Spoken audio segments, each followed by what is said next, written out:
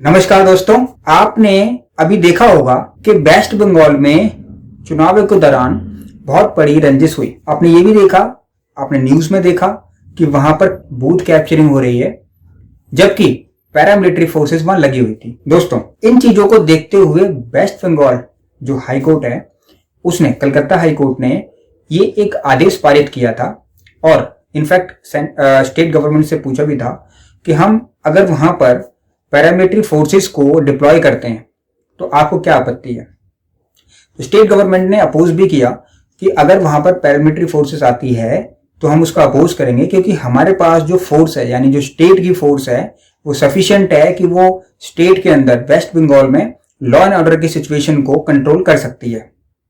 हालांकि कलकत्ता हाईकोर्ट इस बात से सेटिस्फाई नहीं हुआ और उसने आदेश पारित कर दिया कि जो अब पंचायत चुनाव होंगे उन चुनावों में पैरामिलिट्री फोर्स सेंटर देगी और वो पैरामिलिट्री फोर्स जो चुनाव आयोग हैं या फिर जो चुनाव के जो भी जिम्मेदार हैं वे अपने अकॉर्डिंगली उसको डिप्लॉय करेंगे। ऐसा ही हुआ, पैरामिलिट्री फोर्स वहां भेजी गई। हाँ, ये ठीक है कि जितनी की रिक्वायरमेंट थी उतनी नहीं मिली, लेकिन जितनी पैरामिलिट्री फोर्स वहां भेजी गई वो डिप्लॉय की गई। अब डिप्लॉय की जो पावर थी वो उनकी थी जो चुनाव के मैनेजमेंट को देख रहे थे। स्टेट का दोस्तों हमेशा देखिए, कॉन्स्टिट्यूशन ऑफ इंडिया में, भारत के संविधान में तीन चीजें हैं, तीन लिस्ट हैं। एक सेंट्रल लिस्ट है, एक स्टेट लिस्ट है और एक कॉन्करेंट लिस्ट है।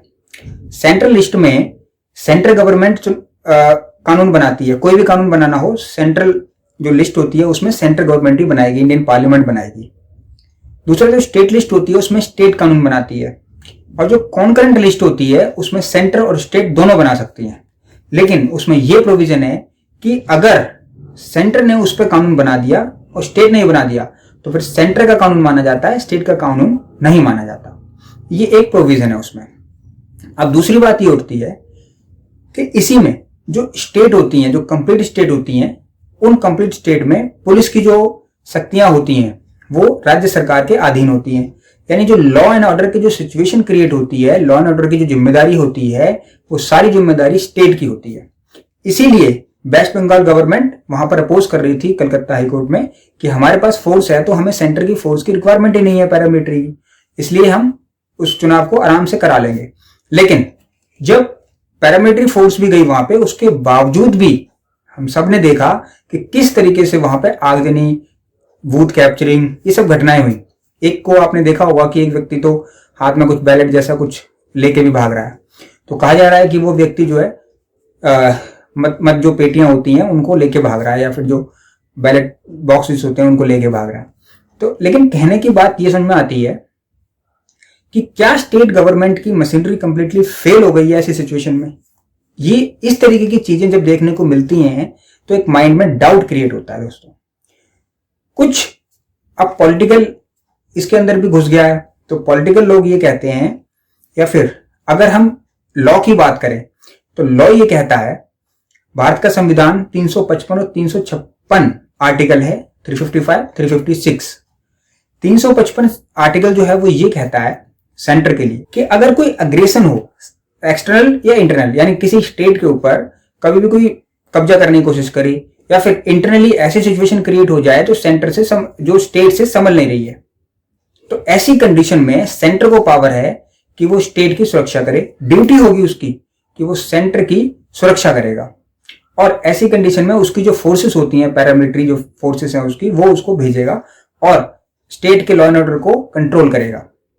अब आर्टिकल 356 कॉन्स्टिट्यूशन ऑफ इंडिया वो क्या कहता है कि जब मशीनरी फेल हो जाए, यानी वहां पर जब मशीनरी फेल हो जाती है स्टेट की, तो उस कंडीशन में जितनी भी जो मशीनरी होती है वो सारी सेंटर अपने हाथ में ले लेता है आर्टिकल 356 में।